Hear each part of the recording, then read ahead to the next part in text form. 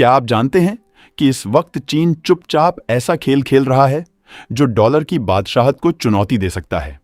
और इस कहानी के दूसरे छोर पर है अमेरिका। पिछले कुछ हफ्तों में जो हुआ है वो सुनकर आप हैरान रह जाएंगे। चीन लगातार सोना खरीद रहा है।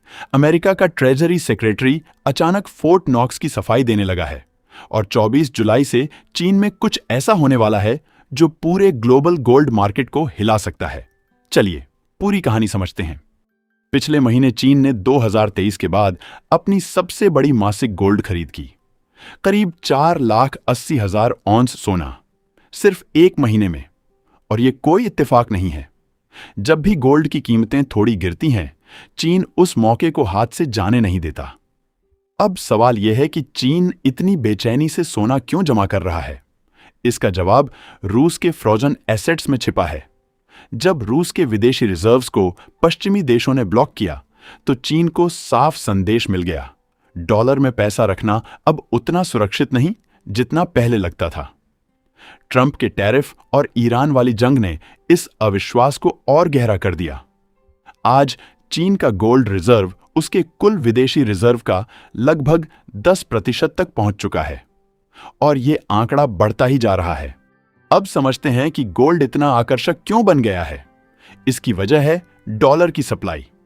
मई महीने में अमेरिका की मनी सप्लाई 23 ट्रिलियन डॉलर के पार चली गई और ये 2021 के बाद की सबसे तेज ग्रोथ है। साल 2000 से लेकर अब तक अमेरिकी मनी सप्लाई हर साल औसतन 6.3% की दर से बढ़ी है। इसका सीधा मतलब है, अगर आपका पैसा हर साल 6.3% से कम कमा रहा है तो असल में आप अपनी खरीद क्षमता खो रहे हैं और सरकारी आंकड़ों में महंगाई सिर्फ 3 से 4% दिखाई जाती है। यानी असली तस्वीर कहीं ज्यादा गंभीर हो सकती है। इसके ऊपर से अमेरिका हर साल लगभग 5 ट्रिलियन डॉलर के बॉन्ड जारी कर रहा है, पिछले साल से 10% ज्यादा। यानी अमेरिका लगातार और कर्ज ले रहा है और डॉलर की सप्लाई बढ़ती ही जा रही है। चीन जैसे देशों के लिए यह संकेत साफ है, डॉलर एसेट्स में पैसा रखना अब पहले जैसा भरोसेमंद नहीं रहा। अब बात करते हैं फोर्ट नॉक्स की। ट्रंप ने बार बार वादा किया था कि फोर्ट नॉक्स का ऑडिट होगा, लेकिन वो ऑडिट आज तक नहीं हुआ। हाल ही में जब ट्रेजरी सेक्रेटरी स्कॉट बेसेंट से पूछा गया कि क्या वो खुद फोर्ट नॉक्स गए हैं, तो उन्होंने कहा कि वो खुद नहीं गए, लेकिन उनकी टीम का कोई सदस्य वहां गया है और सारा सोना मौजूद है। अब यहां दिलचस्प बात यह है, हमारे पास कोई स्वतंत्र तरीका नहीं है ये पुख्ता करने का कि सोना वाकई पूरा वहां है या नहीं। तो सवाल उठता है, बेसेंट को अचानक ये सफाई देने की जरूरत क्यों पड़ी? और इसका जवाब सीधा चीन की गोल्ड स्ट्रैटेजी से जुड़ता है, जिसे हम आगे समझेंगे। अब यहां से कहानी और दिलचस्प हो जाती है। चीन ने अपने घरेलू बैंकों को आदेश दिया है कि 24 जुलाई से रिटेल गोल्ड ट्रेडिंग बंद कर दी जाए। यानी आम स्पेकुलेटर्स अब चीन के अंदर पेपर गोल्ड कॉन्ट्रैक्ट्स पर दांव नहीं लगा पाएंगे। इसके पीछे मकसद है फिजिकल गोल्ड की असली मांग और असली कीमत तय करना, न कि सट्टेबाजी से चलने वाली उतार चढ़ाव भरी कीमतें। सोचिए, दुनिया में 2 अलग अलग गोल्ड मार्केट बन रहे हैं। एक अमेरिका का जो पेपर कॉन्ट्रैक्ट्स और फ्यूचर्स पर टिका है, और दूसरा चीन का जो सीधे फिजिकल सोने की मांग पर आधारित होगा। दुनिया भर के सेंट्रल बैंक किस पर ज्यादा भरोसा करेंगे, ये समझना मुश्किल नहीं है। और यहीं से चीन का असली गेम शुरू होता है, अपनी करेंसी को एक नए ग्लोबल मॉनेटरी सिस्टम का हिस्सा बनाना, जिसका आधार होगा फिजिकल गोल्ड। अब सोचिए, तेल बेचने वाले देश जैसे सऊदी अरब अभी तक तेल का पेमेंट डॉलर में लेते हैं और वो डॉलर वापस अमेरिकी बॉन्ड्स में लगा देते हैं। इसी सिस्टम को कहते हैं पेट्रो डॉलर सिस्टम। लेकिन अगर चीन का गोल्ड मार्केट स्थिर और भरोसेमंद बन जाता है तो तेल बेचने वाले देश चीनी करेंसी यानी युआन में पेमेंट लेना शुरू कर सकते हैं और फिर उस युआन को सीधे फिजिकल गोल्ड में बदलकर शंघाई में सुरक्षित रख सकते हैं। अगर ऐसा होता है तो पूरा पेट्रो डॉलर सिस्टम उल्टा हो सकता है। चीन के पास एक और बड़ा हथियार है, उसका जबरदस्त ट्रेड सरप्लस। जून महीने में अकेले चीन का एक्सपोर्ट 412 बिलियन डॉलर तक पहुंच गया, पिछले साल जून से 27% ज्यादा। और इसकी बड़ी वजह है AI इंफ्रास्ट्रक्चर की मांग।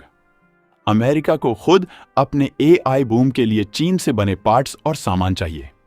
यही इस पूरे टेक वॉर की सबसे बड़ी विडंबना है। नतीजा ये कि जून में चीन का मासिक ट्रेड सरप्लस $125 बिलियन तक पहुंच गया और पूरे 2025 में ये आंकड़ा $1.2 ट्रिलियन था। अब जरा सोचिए, अगर चीन इस पूरे सरप्लस को गोल्ड में लगाना शुरू कर दे तो क्या होगा? और यहीं पर भारत की भूमिका भी समझनी जरूरी है। भारत भी ब्रिक्स का हिस्सा है और डी-डॉलराइजेशन की यही बहस, यानी डॉलर पर निर्भरता कम करने की बहस, ब्रिक्स की मीटिंग्स में बार बार उठती रही है। भारत खुद दुनिया के सबसे बड़े गोल्ड खरीदारों में से एक है और RBI यानी रिजर्व बैंक ऑफ इंडिया भी पिछले कुछ सालों से लगातार अपना गोल्ड रिजर्व बढ़ा रहा है, ठीक उसी सोच के साथ जो चीन अपना रहा है, डॉलर एसेट्स पर निर्भरता घटाना। फर्क सिर्फ इतना है कि चीन का पैमाना कहीं ज्यादा बड़ा और आक्रामक है, लेकिन अगर आगे चलकर ब्रिक्स देश आपस में व्यापार के लिए लोकल करेंसी और गोल्ड बैक्ड सेटलमेंट सिस्टम पर ज्यादा भरोसा करने लगते हैं तो भारत के लिए भी ये दोहरा असर हो सकता है। एक तरफ भारत के गोल्ड रिजर्व की वैल्यू बढ़ेगी, लेकिन दूसरी तरफ ग्लोबल गोल्ड डिमांड बढ़ने से घरेलू बाजार में सोने की कीमतें आम आदमी की पहुंच से और दूर जा सकती हैं, खासकर शादी और त्योहारों के सीजन में, जब भारत में सोने की मांग वैसे भी सबसे ज्यादा रहती है। अब यहां अमेरिका के लिए एक अजीब सी मुश्किल खड़ी हो गई है। अमेरिका खुद खुलेआम बाजार से गोल्ड नहीं खरीद सकता, क्योंकि इससे दुनिया को संदेश जाएगा कि खुद डॉलर जारी करने वाला देश ही अपनी करेंसी पर भरोसा नहीं कर रहा। इस बीच टैरिफ वसूली के बावजूद अमेरिका का फिस्कल डेफिसिट कम नहीं हो रहा। एक्सपोर्ट और टैक्स रेवेन्यू उतनी तेजी से नहीं बढ़ रहे जितना खर्च बढ़ रहा है, और ईरान वाली जंग पर हो रहा खर्च इस डेफिसिट को और बढ़ा रहा है। और यही वजह है कि दुनिया भर के सेंट्रल बैंक अब गोल्ड की तरफ बढ़ रहे हैं। एक सर्वे के मुताबिक करीब 45% सेंट्रल बैंक आने वाले समय में अपना गोल्ड रिजर्व बढ़ाने की योजना बना रहे हैं, जबकि सिर्फ 1% बेचने की सोच रहे हैं।